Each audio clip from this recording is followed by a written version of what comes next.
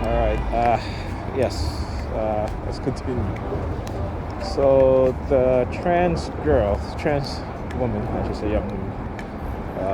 I think she's in her early 20s now. So she was talking about how the influence of social media, her friends, her peer groups, right? And he mentioned a word which I had never heard before. Well, I heard it before, but in a different context, which was when Facebook was doing the secret psychological experiment on its users. They used their experiment where they were manipulating people's emotions using likes and posts, or or duration, denial of post, or have negative posts only shows up on certain users timeline, right? And then to see what those users would post, and those users will end up posting a lot of what they call negative stuff, right?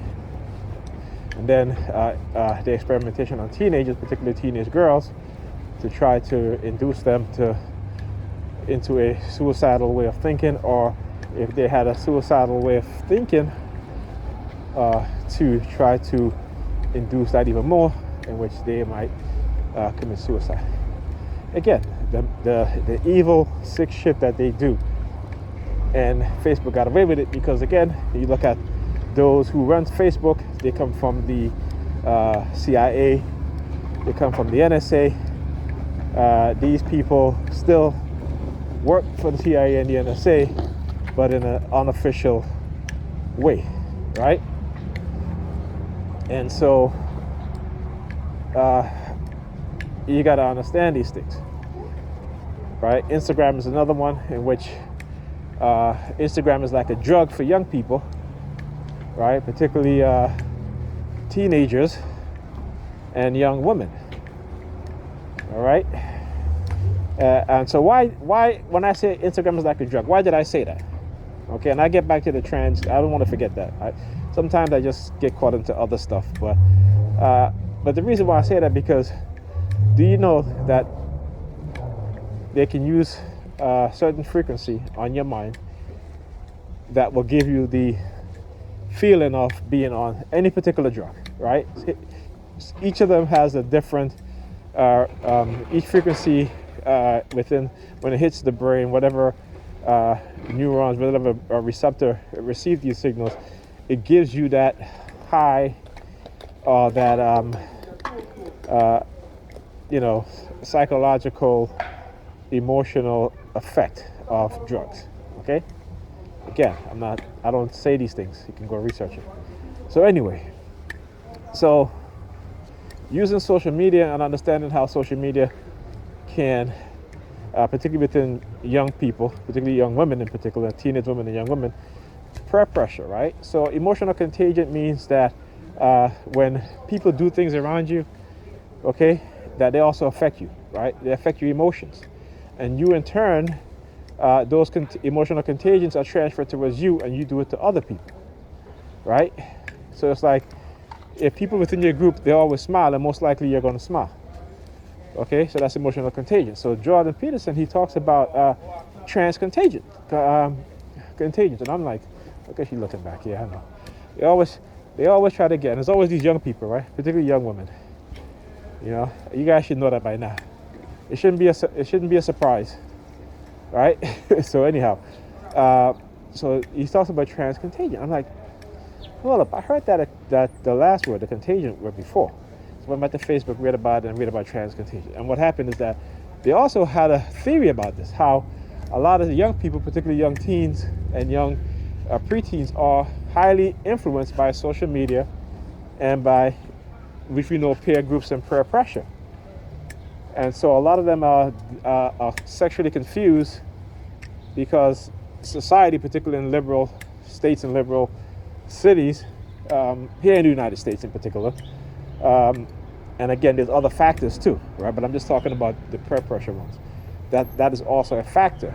But let's look at the groups now who are, particularly groups of people, particularly within our, as a black person in our community, where we start to see a increase and an exponential rise year to year of young black women, black men identifying as trans. That's not coincidence.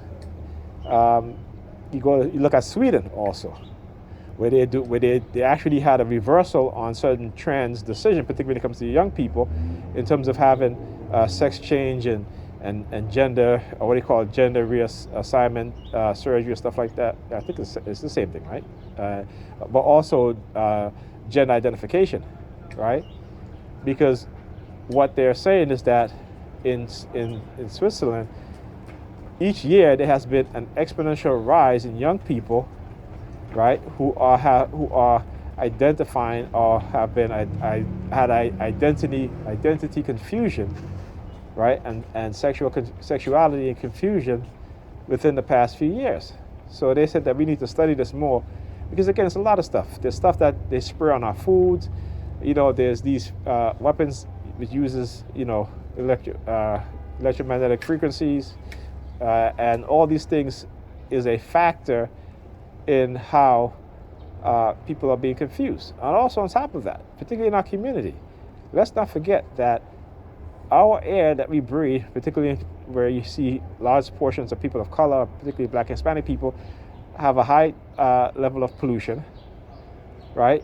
The food that we eat, right, that comes into our community are sprayed with pesticides, and it's been proven within Black women who are pregnant and Hispanic women who are pregnant, within their blood there is high level of chemical agents that you find in pesticide, right?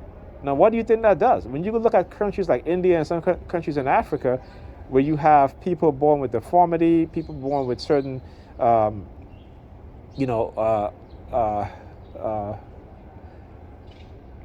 physical and psychological deformities, is again, when you look at the who is responsible, you look at those areas, there's always these pharmaceutical companies who have research centers and stuff like that around them. Even particularly here in the United States in the 1970s, mad cow disease, Lyme disease, when these things first started reporting, it was around an area where you have military biological weapons facilities.